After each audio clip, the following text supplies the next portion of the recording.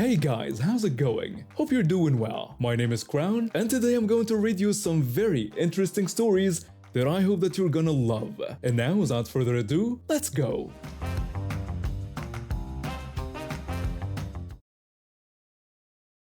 I've been job hunting for months after graduating, sending out application after application in my field.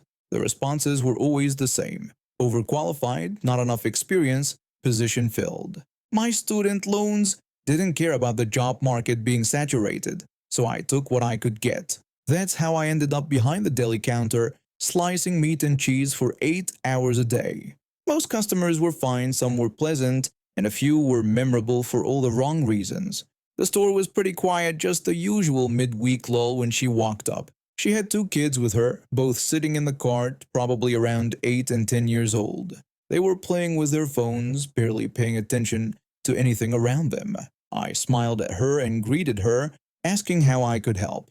She didn't even look at me. Instead, she turned to her kids with this big, exaggerated gesture, pointing right at me like I was part of some exhibit. She told them that this was exactly why they needed to go to college, so they could get good jobs and not end up working here like me. The kids looked up briefly, nodded, then went back to their phones. My smile stayed frozen on my face, but inside I felt that familiar sting. It wasn't the first time someone had assumed things about me, but it never stopped being insulting. I'd heard versions of this before from other customers who thought I couldn't hear them. People whispering to their companions about how sad it must be to work in a grocery store. Others making comments about how they'd never let their kids settle for something like this. But this woman was different. She said it directly to my face, using me as a teaching tool without my consent. I took a breath and kept my voice professional. I called out to her to get her attention. She turned to me all bright and cheerful, like she expected me to agree with her little teaching moment. She asked what I wanted, sounding happy and eager. I explained that I actually had a bachelor's degree in applied science. I also mentioned that I had 2 associate's degrees, 2 one-year degrees, and 2 6-month certificates in computer-aided drafting and design. I told her I worked here because no one else was hiring in my highly competitive and sought-after field. I added that I'd sent out over 200 applications in the past 6 months alone. I mentioned that most positions required 5 to 10 years of experience for entry-level jobs, which made no sense. Her expression changed instantly. The fake sweetness disappeared, replaced by something cold and angry. Her face went red, and she opened her mouth like she was about to say something, but nothing came out. She looked like she wanted to argue, to defend herself somehow, but couldn't find the words. Instead, she grabbed her cart and walked off quickly, her kids looking confused as they were wheeled away. One of the kids asked her something, but she shushed him and kept moving. I went back to wiping down the counter, trying not to let it get to me. A couple of other customers had witnessed the whole thing, and one older man gave me a sympathetic nod. A younger woman in line behind where the entitled customer had been standing told me she thought what I said was perfect. I thanked her and helped her with her order. Maybe 20 minutes later, my manager walked over. He was a decent guy, mid-30s, usually pretty laid back. He had this look on his face like he was trying not to laugh. He asked if he could talk to me for a second. I told him sure and asked what was up. He explained that he'd just had a customer come to the service desk and file a complaint about me. She'd said I was rude to her. She'd also claimed I made her children uncomfortable and embarrassed her in front of other shoppers. She'd demanded that I be written up or fired. I blinked at him, genuinely confused for a second before I remembered. I asked if it was the woman with the 2 kids. He confirmed it was her. He said she didn't give him much detail about what I actually said, just kept insisting I was disrespectful and rude to her in front of her children. She'd told him I had no business speaking to customers the way I did. He mentioned that he had to ask what happened. I nodded. He'd always been fair with me, never written me up for anything because I generally kept my head down and did my job. I explained the whole situation to him. I told him she'd walked up to the counter with her kids and I'd greeted her and asked how I could help. She'd ignored me completely, turned to her kids and told them they needed to go to college so they could get a good job and not end up here like me. So I told her about my education and why I was working here. I mentioned that I didn't raise my voice or use any inappropriate language.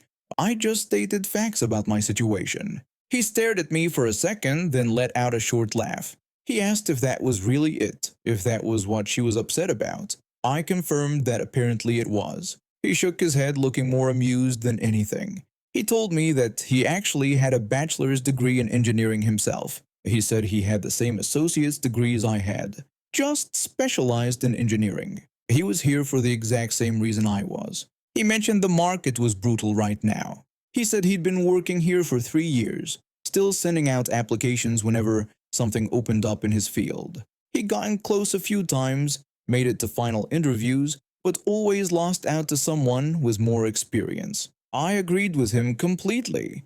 I told him I knew exactly what that felt like. He told me not to worry about it. He said he'd note the complaint as unfounded and that I wasn't in any trouble. He added that if she came back and caused problems again, he'd handle it personally. I thanked him, and he walked away. I went back to work. A few customers came and went, and the incident faded into the background noise of my shift. Around an hour later, another co-worker came by and asked if I was the one who dealt with the angry customer earlier. Word had spread through the staff apparently. She told me she'd heard about it from the manager and thought it was ridiculous. She said she had a degree in psychology and was working here for similar reasons.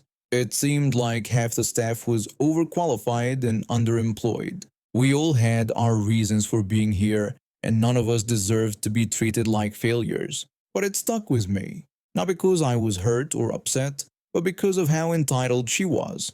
She used me as a prop to teach her kids some twisted lesson about success, then got angry when I didn't play along with her narrative. She wanted me to be a cautionary tale, some failure she could point to and feel superior about. When I proved her wrong, she couldn't accept it.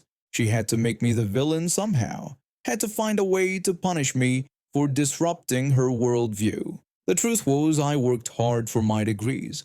I spent years learning how to use complicated drafting programs, how to design parts and components, how to think spatially and solve problems. This was all before artificial intelligence could do any of that work. I did it the old-fashioned way, spending hours hunched over a computer screen, perfecting every line and measurement.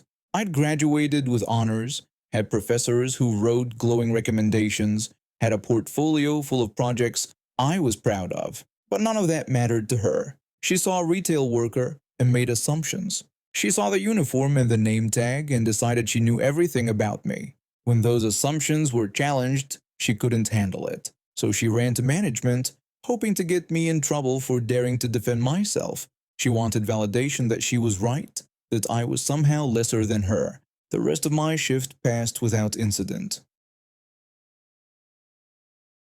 I graduated from college last year and moved back home with my dad and my little brother. My brother had just finished a gap year where he worked and figured out what he wanted to study, and he was finally heading to college in a few weeks. My mom left right after my brother was born, so my dad raised us on his own. He did his best, but our house definitely had a certain vibe to it. We ate a lot of takeout. Our living room was basically a home gym, and none of us really bothered with things like always wearing a full set of clothes around the house. Shirts were optional, pants were optional. It was just how we lived. When I left for college and got roommates, I figured out pretty quickly that walking around in your underwear wasn't something most people did with their friends. I adjusted, started keeping clothes on when people were around. It seemed like common sense once I saw how everyone else lived in the dorms. My brother, though, hadn't quite made that connection yet. The other day, some of his friends were coming over to hang out before everyone scattered for college. I was in the kitchen grabbing a drink when I noticed him sitting on the couch in nothing but his boxers, playing video games. I told him his friends would be there in about 10 minutes. He barely looked up from his game and asked why that mattered. I suggested he throw on some shorts and a shirt. He said his friends had seen him like this before, so it wasn't a big deal. I explained that, yeah, it was fine here because we all grew up together and this was just how our house worked. But when he got to the dorms, he couldn't just walk around in his underwear all the time. He insisted he'd be living with all guys, so it wouldn't matter. I told him to trust me, it did matter. If he did that, he'd end up being the weird guy everyone talked about. He didn't want to be the dorm weirdo in his first semester. He finally paused his game and asked if I was serious about the dorm weirdo thing. I said absolutely. People might be cool with him at first, but if he was constantly walking around half naked, they'd start avoiding him. I'd seen it happen before. He said whatever, and that he'd figure it out. He didn't get up to change, but when his friend showed up a few minutes later, he at least grabbed a shirt before answering the door. 2 days later, my dad pulled me aside after dinner. He said we needed to talk about what I'd said to my brother. I asked him what he meant. He said my brother had been stressing about it ever since I brought up the whole wearing clothes around his roommates thing. I asked how telling him that was making him stress. I was just giving him a heads up so he didn't make things weird for himself. My dad said he wasn't going to make things weird. He was going to be living with other guys, and guys didn't care about that stuff. I told my dad I lived in the dorms for 4 years. Trust me, they cared. Nobody wanted a roommate who was constantly in their underwear. My dad said that was my weird, prudish values talking. I went to college and came back thinking everyone needed to be buttoned up all the time. That wasn't how we did things in this house. I said it wasn't about being prudish. It was about not being the guy everyone avoided because he didn't understand basic social boundaries. My dad asked what social boundaries I was talking about. My brother was going to be living in a dorm with a bunch of 19-year-old guys. They weren't going to care if he was comfortable in his own space. I pointed out that it wasn't his own space, though. That was the whole point. He was going to be sharing a room with someone, probably sharing a bathroom with like 8 other people. If he walked around in his boxers all the time, people were going to think it was weird. My dad said I was putting ideas in his head that were going to make him self-conscious for no reason. My brother was fine the way he was. I was the one with the problem. I said I didn't have a problem. I was trying to help him avoid a problem. My dad shot back, asking if telling him he was going to be the dorm weirdo was really helpful. I tried explaining that I wasn't trying to stress him out, just prepare him for a different living situation. But my dad kept insisting I was pushing my own hang-ups onto my brother and making him anxious about something that didn't matter. The next morning, my brother came into my room while I was getting ready for work. He asked if he could ask me something. I told him sure, what was up. He asked if people really thought it was weird when guys walked around in their underwear in the dorms. I told him honestly, yeah. There was this one guy on my floor freshman year who did it all the time. Everyone called him Boxers Brian. Nobody wanted to hang out with him because it was just uncomfortable. My brother said that was what he thought. He just wanted to make sure I wasn't messing with him. I promised him I wasn't. I was just trying to look out for him. He mentioned that Dad thought I was being weird about it. I said Dad had been living in this house with just us for his entire life. He didn't remember what it was like to live with strangers. My brother nodded and left. That night at dinner, my dad brought it up again. He said my brother barely ate lunch that day. He'd been anxious all week. I asked him anxious about what. My dad said about college, about fitting in, and I wasn't helping by making him paranoid about stupid stuff like what he wore around his roommates. I said I wasn't making him paranoid. I was giving him advice based on my actual experience. My dad said my experience wasn't everyone's experience. I needed to stop projecting my insecurities onto him. I told him it wasn't an insecurity, it was just reality. People had boundaries, and my brother needed to be aware of them. My dad said my brother had plenty of awareness. What he didn't need was his older brother making him feel like he was some kind of freak for being comfortable in his own skin. That stung. I wasn't trying to make my brother feel like a freak. I was trying to help him avoid an awkward situation. But according to my dad, I was just being uptight and pushing my own issues onto someone who didn't need my advice. My brother ended up leaving for college 2 weeks later. He texted me after his first week saying his roommate asked if he could please wear pants around the room. I didn't say anything to my dad about it. My wife and I had just finished grocery shopping that Saturday afternoon. We loaded everything into the trunk and climbed into our sedan, ready to head home and put everything away before it got too warm outside. I started the engine and checked my mirrors out of habit. The parking lot was moderately busy, with cars slowly cruising up and down the aisles looking for spots. I put the car in reverse and was about to back out when I noticed a black car approaching from my left. I kept my foot on the brake and waited for it to pass. When I felt the sudden jolt, the impact wasn't massive, but it was enough to rock our car forward slightly. My wife gasped beside me, gripping the door handle. I immediately put the car back in park and took a breath, processing what had just happened. Someone had rear-ended us while we were completely stationary. My wife asked if I was okay, her voice shaky with concern. I told her I was fine and asked if she was hurt. She said she was okay, but wanted to know what had just happened. I explained that someone had hit us from behind and asked her to stay in the car while I handled things. I unbuckled my seat belt and opened my door, already mentally preparing for the standard insurance exchange. These things happen. Usually people are apologetic, maybe a bit flustered, but generally reasonable. I stepped out and walked toward the back of my car to assess the damage. When I saw her walking toward me, she was a woman in her late 40s, wearing expensive sunglasses and workout clothes that looked like they'd never seen an actual gym. Her face was twisted in anger, and she was pointing at me like I'd personally wronged her entire family. She immediately started yelling at me, demanding to know what the hell was wrong with me.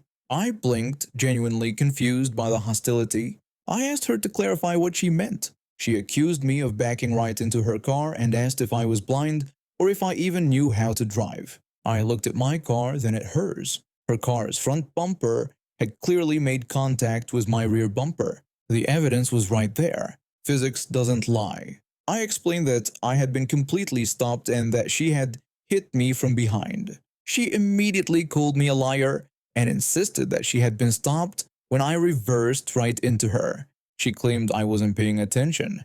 My wife had gotten out of the car by this point, standing near the passenger door with her phone in hand. I could see other shoppers starting to notice the commotion, some slowing down to watch. I told the woman that I understood she was upset, but that her version of events wasn't accurate. I explained that I had been stationary in my parking spot when she struck my vehicle. I suggested we just exchange insurance information and let our companies handle the situation. She refused outright, saying she wasn't giving me anything. She insisted that I was the one who would pay for her damages and told me to look at her car. I looked. There was a small scuff on her bumper, barely noticeable. My car had a more visible dent, but nothing catastrophic. Still, this was spiraling quickly. I mentioned that I had a dash cam that had recorded everything and that she could see for herself that I wasn't moving when the collision occurred. Her expression changed for just a moment, a flicker of something that might have been worry, but it vanished quickly. She stepped closer, her voice dropping to something more menacing.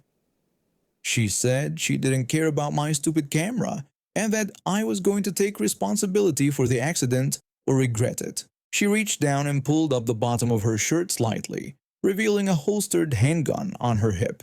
It was a deliberate motion, meant to intimidate. She didn't draw it or touch it beyond that, but the message was clear. My wife gasped. I felt my pulse quicken, but I kept my voice steady. I told the woman to step back and explain that threatening someone over a minor fender bender was not going to help her situation.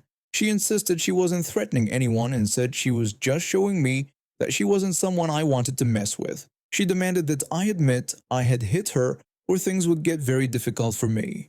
I pulled out my phone and dialed 911, keeping my eyes on her the whole time. She noticed immediately and asked what I was doing. I told her I was calling the police because this was now a criminal matter. She panicked and said I couldn't do that. She threatened to tell the police that I had attacked her and tried to grab her weapon. The dispatcher answered, and I explained the situation. A minor collision in a grocery store parking lot, followed by threats and the brandishing of a firearm.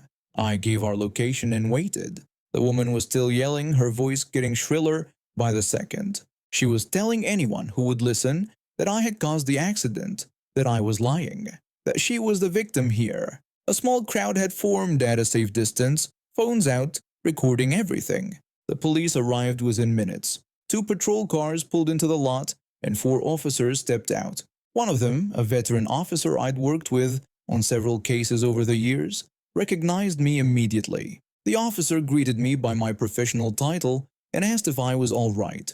I told him I was fine and that my wife and I were both unharmed. I explained that the woman had rear-ended our vehicle while we were stationary, then accused me of causing the collision.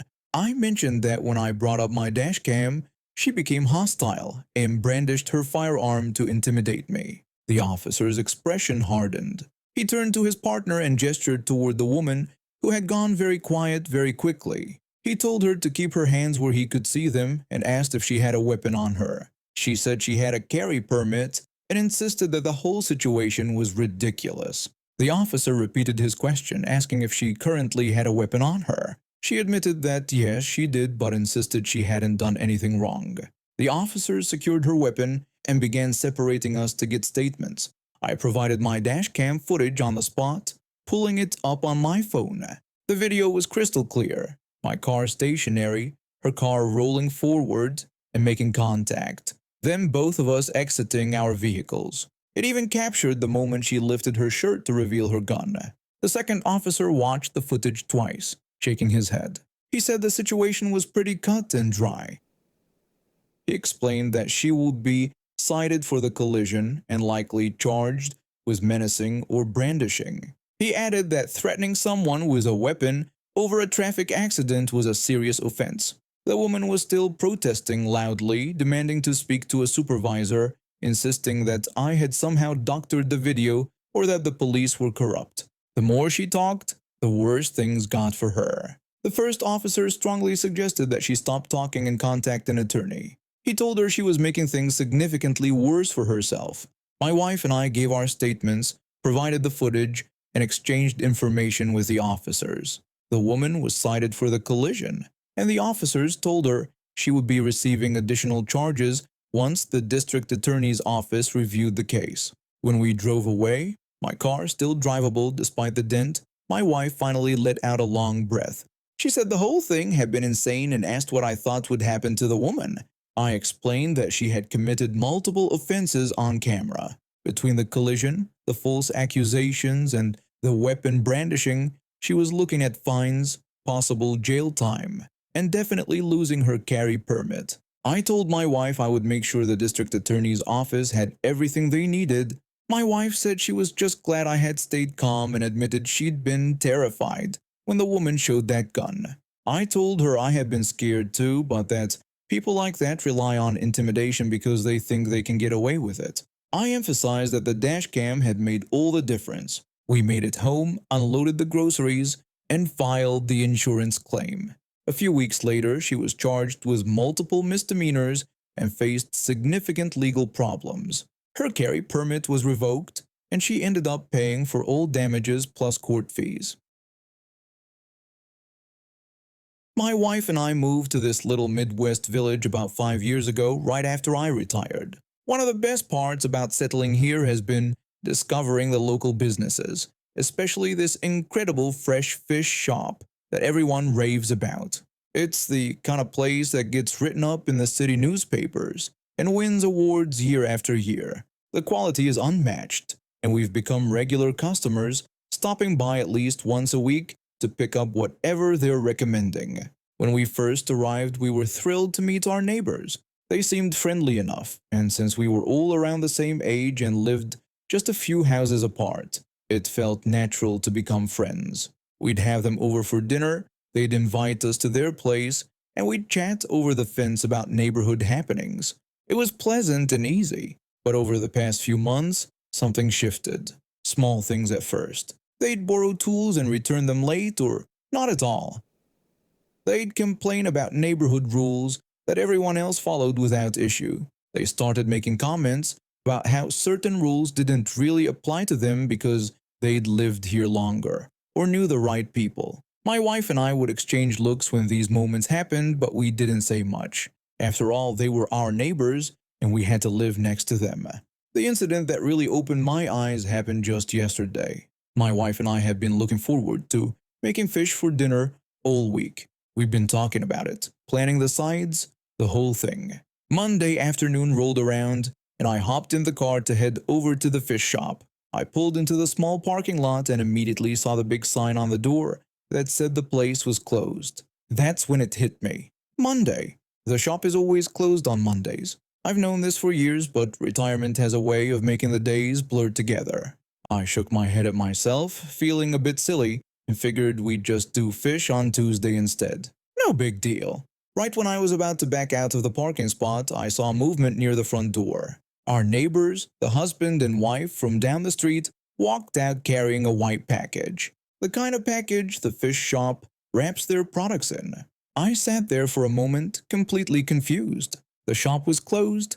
The sign said closed. How did they get fish? I rolled down my window when they walked past my car. I called out to them and asked how they managed to get fish when the shop was closed today. The wife stopped and smiled at me like it was no big thing. She told me that they knew the shop was closed on Mondays, but they pulled in anyway. They walked up to the door and saw the owner inside, so they just knocked and walked in. I stared at her, trying to process what she'd just said. They knew the business was closed. They pulled into the parking lot anyway. They saw the owner inside, probably doing inventory or prep work or any of the 100 things business owners do when they're closed, and they decided to knock and walk in anyway. I asked if the owner just helped them, even though the place was closed. She said yes, like it was obvious. She explained that they walked in and the display cases were all empty, but they asked if there was any fish available, and the owner took care of them. She said it so casually, like it was the most normal thing in the world. Like walking into a closed business and expecting service was just something people did. I wondered out loud if the owner would do the same thing for me, since we shopped there all the time. The neighbor wife gave me this look, almost pitying, and shook her head. She told me flatly that the shop was closed. I sat there stunned. She just finished telling me how she and her husband had walked into a closed shop and gotten service. But when I suggested I might try the same thing, suddenly the fact that they were closed mattered. The rules applied to me, but not to them. They walked off to their car and I sat there feeling irritation. My wife was waiting at home, and when I got back empty-handed, I told her the whole story. My wife asked if I was serious, if they actually did that. I confirmed that's exactly what happened. I told her that when I asked if the owner would do the same for us, the neighbor wife told me they were closed, like it was obvious. My wife said it was unbelievable that they knew the shop was closed and bothered the owner anyway. The more I thought about it, the more it bothered me. This wasn't just about fish. It was about respect. The owner of that shop works hard. They have set hours for a reason. Mondays are their day to rest, to prep, to catch up on everything that running a business requires. And our neighbors just bulldozed right through that boundary because they felt entitled to special treatment. The next day, I went back to the fish shop during normal business hours. The owner was behind the counter, cheerful when he saw me. He greeted me warmly and asked what he could get for me today. I told him I'd take whatever he recommended. Then I mentioned that I had to ask him something. I said that yesterday some of our neighbors came in even though the shop was closed on Monday, and I asked if they really just knocked and walked in. The owner's face changed. The cheerfulness faded, replaced by frustration. He confirmed that it happened. He explained that he was in the back doing inventory, and he heard knocking. He figured maybe it was a delivery or something urgent, so he came to the front. The neighbors walked right in and asked for fish. He told them the shop was closed, but they just stood there, waiting like he was going to serve them anyway. He said he didn't want to be rude, so he grabbed something from the back and wrapped it up for them. But he admitted honestly that it really bothered him. He said Mondays were his only day to get things done without customers. I apologized for what happened and told him that wasn't right of them. The owner appreciated me saying that. He mentioned that most of his regular customers respect the schedule. He said it's just that some people think the rules don't apply to them. I bought my fish and left, feeling even more annoyed at our neighbors. When I got home, my wife and I decided we needed to put some distance between us and them. No more dinners, no more casual chats over the fence. We'd be polite but distant. My mom raised me on her own for the first few years of my life. My biological father bailed when I was born, left us to struggle in the Dakotas while he ran off doing who knows what. I don't remember much from back then, just fragments really. What I do know is that my mom somehow found the strength to pack up and come back to her family. My grandfather scared off my biological father at some point during all that mess. Good riddance. When I was 4, my mom met my real dad. Not the sperm donor who contributed DNA, but the man who actually raised me. He adopted me, loved me, like I was his own blood from day one, and never treated me any differently. He's the one who showed up to my school events, taught me how to ride a bike, and supported my music when I started getting serious about rapping. That's my dad. The other guy is just a footnote in my origin story. Fast forward to now, I'm 20, living with a couple friends, and I've built up a decent following in the local rap scene. Nothing crazy national yet, but people know me around here. I've got a good relationship with both my parents, and I've got two younger sisters from my mom and dad. Life's pretty solid. Then things got weird a few months back. I started noticing this random account liking old photos of me from middle school. Like, really old stuff I'd almost forgotten I posted. Then he started sharing pictures of me with these captions, talking about how proud he was. I didn't think much of it at first, figured it was just some overzealous fan being creepy. Then I got the message. It was from my biological father. After 16 years of radio silence, this man decided to slide into my DMs, saying I was his son because he helped create me. I'm sitting there reading this message, absolutely floored. This dude abandoned us, left my mom to figure everything out alone, and now he wants to claim me because my rap career is taking off. I screenshot the message and sent it to my mom, my dad, my aunt, and my cousin. My cousin and I immediately started laughing. Like the audacity of this man was so ridiculous, it looped back around to being hilarious. We started calling him the sperm donor, the walking, talking sperm bank, every joke we could think of. My aunt, though, was furious. She told me she wanted to drive to whatever state he was in and handle it personally. I had to remind her that assault charges probably weren't worth it. But it got even better. Or worse, depending on how you look at it. This man had the nerve to start talking trash about my mom in his messages, claiming she was the one sleeping around when they were together. The projection was unreal. Meanwhile, I did some digging with help from my aunt, and we discovered that I have 20 half-siblings scattered across various states. 20. This man was out there creating entire basketball teams worth of kids and taking care of exactly none of them. My cousin, who's always been the petty one in the family, suggested I put him on blast. At first I wasn't sure. I'm trying to build a career, and I didn't know if airing family drama was the move. But the more I thought about it, the more I realized this wasn't just about me. This was about every kid this man abandoned, every mom he left struggling, every family he disrupted. So I made a post. I pulled up all the screenshots of his messages, the ones where he tried to claim he was my father, the ones where he talked about how he made me. Then I set it all to a song by Big Sean. My cousin thought I should go harder with the song choice, but that track said everything I needed to say. In the caption, I wrote about how my real dad is the man who raised me, the one who was there for every scraped knee, every failed test, every small victory in my music career. I wrote about how the sperm donor could keep whatever spoiled milk he went out to get 20 years ago, because all he did was contribute genetic material to my mom's uterus. I made it clear that donors don't get to claim their donations just because they turned out well. The response was immediate. My followers went crazy. People were sharing it, commenting their support, telling their own stories about absent parents trying to come back when things got good. My mom called me crying, but in a good way. She told me she was proud of me for standing up for myself and for her. My dad just sent me a text message saying I was his son, nothing more needed. My aunt sent me about 50 laughing emojis and told me she wished she could have been there to see the sperm donor's face when he saw it. My cousin commented on the post saying I should have let him write a diss track, and I'm still considering it. The sperm donor tried to respond. He made his own post trying to defend himself, going on about how I was disrespecting him and how family should stick together. His comments were turned off, and he got destroyed so hard he deleted it within an hour. Then he tried to message me again, but I'd already blocked him. I heard he's been trying to reach out to some of my other half-siblings now, probably looking for someone who'll give him the attention he's desperate for. Good luck to him with that.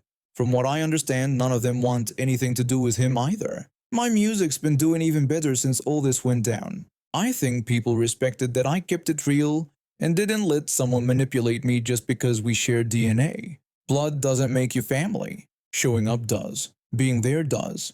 Actually giving a damn does. The sperm donor hasn't tried to contact me since, and I hope it stays that way. I've got a real family who loves me, a career I'm building, and exactly zero patience for people who only want to be in my life when it's convenient for them. And now we have reached the end of today's stories. Thank you for watching, and see you next time.